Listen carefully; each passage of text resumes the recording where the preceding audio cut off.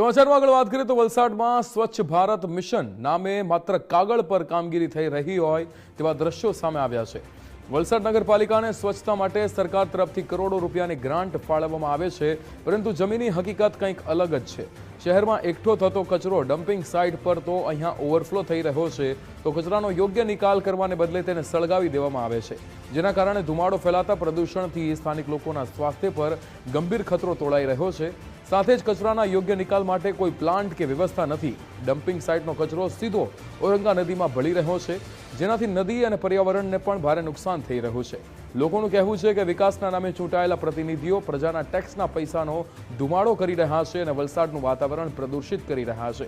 એક તરફ પાલિકા ટેન્ડર અને પ્રોસેસિંગની વાતો કરી રહી છે, તો બીજી તરફ વલસાડવાસીઓ રોજબરોજ પ્રદૂષણ અને દુર્ગંધ વચ્ચે જીવવા મજબૂર બન્યા છે।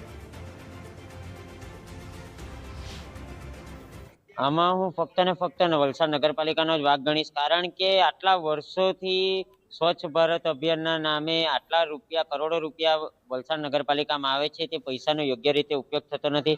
આજે તમે વલસાડ શહેરમાં જોઈ લો, 3 ટાઈપના કચરાની અલગ અલગ ડસ્ટબિન મૂકવામાં આવે છે બધા જ જિલ્લાઓમાં, મેટ્રો સિટીમાં। શા માટે વલસાડમાં મૂકવામાં નથી આવતી? શા માટે હજુ SWP પ્લાન્ટ જે ચાલુ થયો છે, બન્યો છે, તેનું કાર્યરત નથી થઈ રહ્યું? એના માટે જવાબદાર કોણ છે? શા માટે કોઈ પણ એવી જગ્યા હજુ સુધી વલસાડ નગરપાલિકા કે વલસાડનું વહીવટી તંત્ર શોધી શક્યું નથી કે આ કચરાનો નિકાલ ક્યાં કરીએ? હવે તમે જો તે ડમ્પિંગ સાઇટની વિઝિટ લો, તે કચરો ઘણો ઓવરફ્લો થઈ ગયો છે ને ઓવરફ્લો થઈ ગયો છે, તે કચરાનો નિકાલ નગરપાલિકા પાસે નથી, તો એના કારણે એ લોકો એ કચરાને તાસ સળગાવે છે ને સળગાવવાના કારણે જો એનો ધુમાડો થાય છે તો એટલો બધો થઈ જતો છે કે જાણે પેલું એકદમ ધુમ્મસ થઈ જાય તેવું થઈ જાય છે ને, એના લીધે વધારે પડતું પોલ્યુશન થાય છે।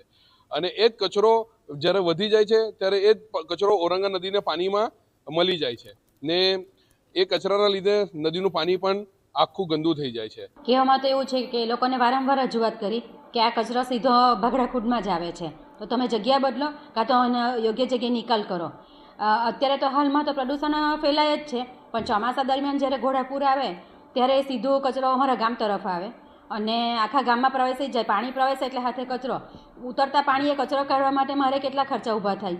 નગરપાલિકા એનો યોગ્ય જો નિકાલ કરતી હોય તો આ ઉપાધિ ગ્રામ પંચાયતે રહે જ નહીં। જે વલસાડ નગરપાલિકામાં સ્વચ્છ ભારત મિશન દ્વારા દરેક નગરપાલિકાઓને તેના જૂના કચરા માટે કામ કરવાની અને ગ્રાન્ટ આપવાની એક કાર્ય પદ્ધતિ આપવામાં આવી છે। એ અનુસંધાને વલસાડ નગરપાલિકાએ તમામ જૂનો કચરો છે એને પ્રોસેસિંગ કરી અને એને સાયન્ટિફિક રીતે એનું પ્રોસેસિંગ કરી અને સાઇટને ક્લિયરન્સ આપી અને ક્લિયર કરી અને પછી નગરપાલિકાને સુપ્રત કરવાની થાય છે। તે રીતે હાલમાં ટેન્ડર થયેલું છે।